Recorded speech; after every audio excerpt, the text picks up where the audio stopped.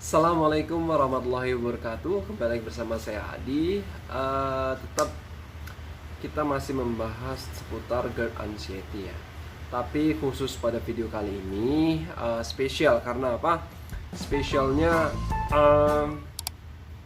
membahas GERD tapi hubungannya sama kolesterol. Oke.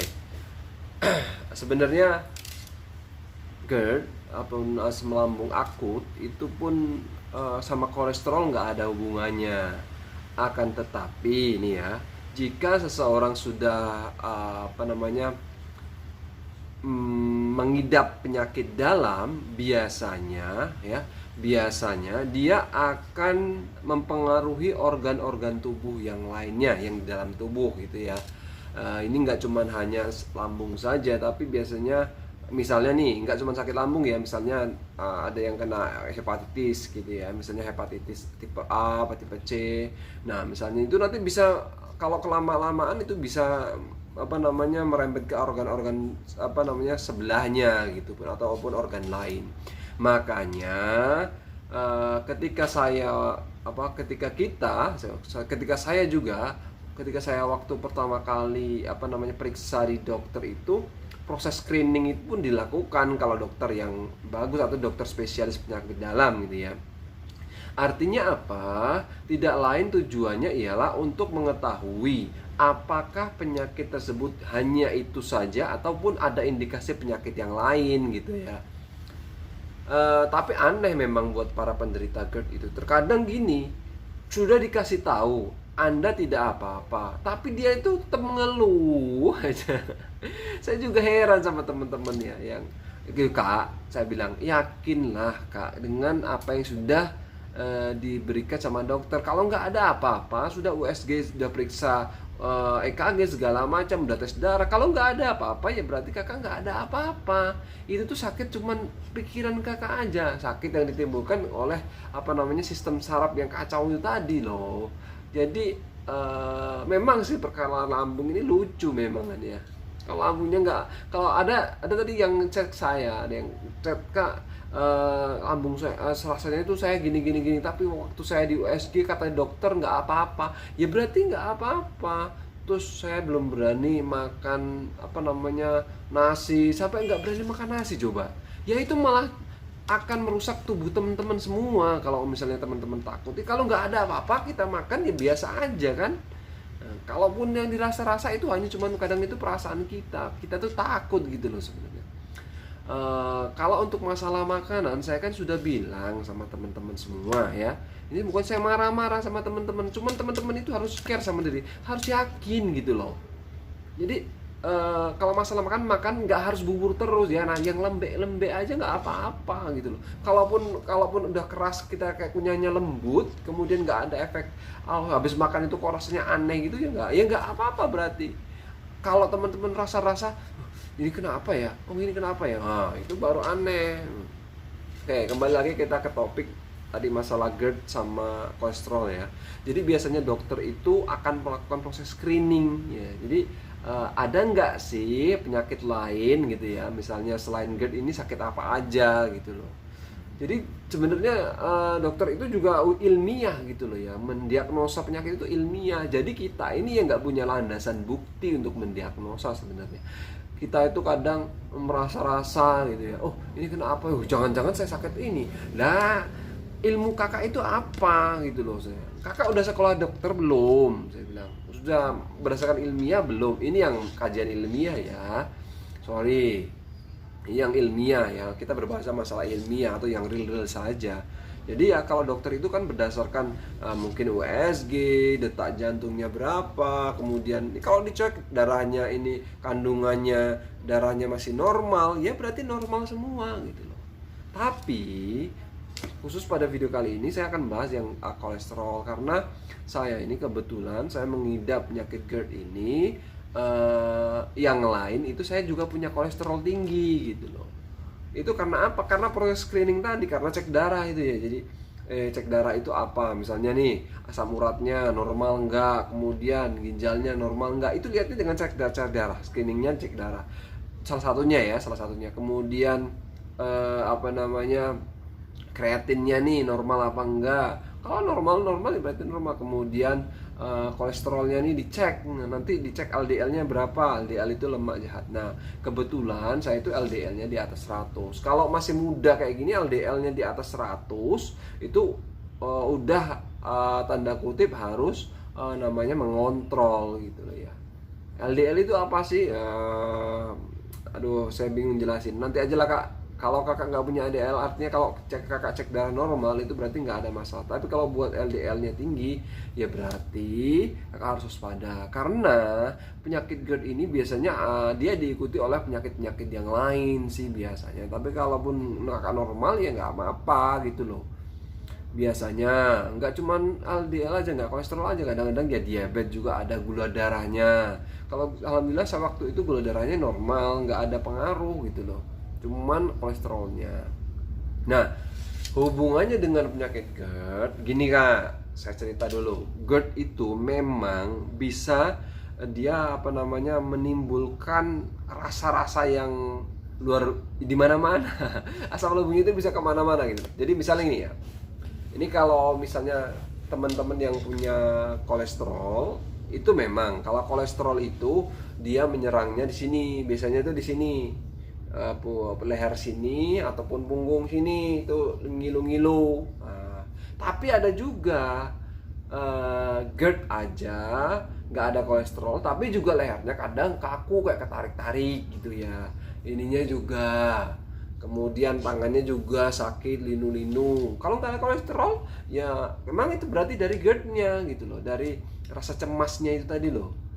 Saya juga heran gitu ya, kok bisa gitu ya, pikiran itu bisa membuat rasa sakit. Aduh aneh juga ya. Tapi ya memang itu kenyataan ya. Makanya kalau dalam Islam itu juga pernah itu ada sahabat Nabi ketika dia tertusuk panah ya, ada sahabat Nabi itu tusuk panah, kemudian caranya biar mencabut panahnya itu gimana? Dia disuruh sholat. Nah, jadi ketika sholat mencabut panahnya nggak kerasa. Karena apa? Karena pikirannya itu udah nggak kemana-mana, karena tingkat pikirannya. Nah kalau kita pikirannya udah sakit aja ya mungkin ya dirasa sakit. Jadi nggak usah mikir-mikir sakit, dibuat enjoy aja loh. Saya udah berkali-kali bilang, tapi tetap kak ini saya saya bosen dengerin cerita, makanya kadang-kadang nggak saya bales. Ya mohon maaf ini, ya ngeluh sama aja. Saya juga kalau setibir kakak ngeluh, saya juga ngeluh. Ya ngeluhnya sama siapa kalau kakak ngeluh sama saya? Ya sudah gitu ya, udah pasang ngeluh itu sama Allah, doa. Nah insya Allah nanti kita diberikan kesembuhan. Balik lagi ke kolesterol. Jadi gini, GERD itu memang ada bisa menyebabkan komplikasi penyakit yang lain gitu ya. Kalau udah hubungannya penyakit dalam itu dia pasti kadang-kadang itu nyebar di penyakit-penyakit yang lain gitu loh. Itu loh kak. Jadi kalau saya ini kebetulan mengidap GERD sama kolesterol. Nah udah pola makannya GERD apa? Kalau GERD itu kan dia nggak boleh makan pedas ya, salahnya pedas yang berlebihan, kemudian asam, kecut gitu kan, dia santan itu enggak. Nah kalau kolesterol itu beda lagi. Kolesterol itu misalnya GERD, kolesterol sendiri itu beda. Kalau kolesterol sendiri itu cuman nggak, kalau daging ya, daging merah, kemudian kuning telur ayam negeri atau ayam ras gitu ya, kemudian ayam kampung juga nggak boleh telurnya yang kuningnya itu, kemudian otak sapi, kulit ayam, kulit pokoknya jadi semua kulit nggak boleh, jeroan itu nggak boleh, terus kemudian cumi-cumi, pokoknya makanan seafood yang mengandung asam lupa saya, cumi-cumi, udang, kepiting itu yang enak-enak itu nggak boleh kalau kolesterol. Kalau kolesterolnya tinggi ya, kalau nggak ada ya nggak ada masalah. Daging kambing ya, kalau daging kambing yang tua itu nggak boleh ya kan, daging muda kayak masih boleh. Kalau ada hipertensi ya nggak boleh ya, kayaknya udah teman-teman udah tahu lah untuk hal masalah itu. Mungkin boleh, tapi porsinya nggak banyak. Mungkin nyoba ngicip aja nggak ada masalah. Tapi kalau yang makannya berlebihan itu loh, yang jangan konsumsi itu. Untuk sementara jangan konsumsi itu, kayak saya gitu loh. Saya itu kalau gorengan makan, cuman nggak terlalu banyak. Artinya cuman makan 1-2 gitu. Ya udah, buat lauk makan, tapi nggak buat cemilan gitu ya, buat teman-teman semua. Kemudian kalau daging saya belum berani makan karena ada kolesterol itu tadi. Saya belum ngecek kolesterol yang terakhir. Karena kemarin dicek kolesterol terakhir berapa bulan yang lalu, 2 bulan yang lalu itu masih diambang apa namanya ya termasuk cukup sedang lah, di atas normal gitu ya, di atas, belum tinggi sih belum, tapi di atas normal. Seharusnya kan normalnya 100 LDL itu. Jadi gitu, kalau udah di atas, apalagi di atas 200 ya, waduh itu udah tinggi banget. Artinya ininya sering keju-keju gitu ya, linu-linu, bukan GERD aja itu. Nah, jadi GERD itu memang, kalau yang GERD aja, memang dia bisa menyebabkan, ya memang dirasa-rasa banyak gitu loh ya. Hampir bisa dikatakan hampir kayak kolesterol juga bisa gitu. Jadi kalau taunya itu ya dari cek darah itu tadi, cek lab. Kalau kata dokter nggak apa-apa ya berarti nggak apa-apa, berarti itu GERD atau cuman GERD aja gitu. Jadi kakak jangan menduga-duga gitu ya. Ya itulah kelemahan kita itu. Kadang saya kasih apa ya, saya karena ilmunya terlalu banyak ya, ilmu Google. Karena Google itu nggak bisa ya, itu hanya ciri-ciri secara umum ya.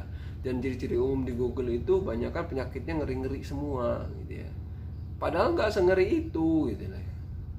Tapi memang khusus untuk lambung itu untuk proses penyembuhannya memang tergolong jangka panjang. Itu orang kesehatan yang bilang artinya agak memang lama, nggak cuman seminggu 2 minggu itu biasanya gitu ya. Ada yang lebih dari 1 bulan, 2 bulan, 3 bulan, sampai yang bertahun-tahun pun juga ada. Itu penyakit lambung.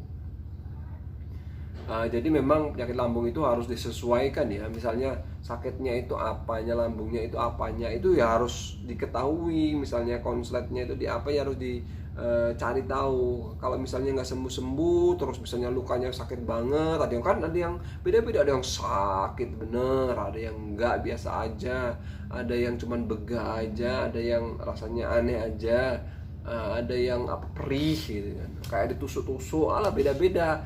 Nah itu tergantung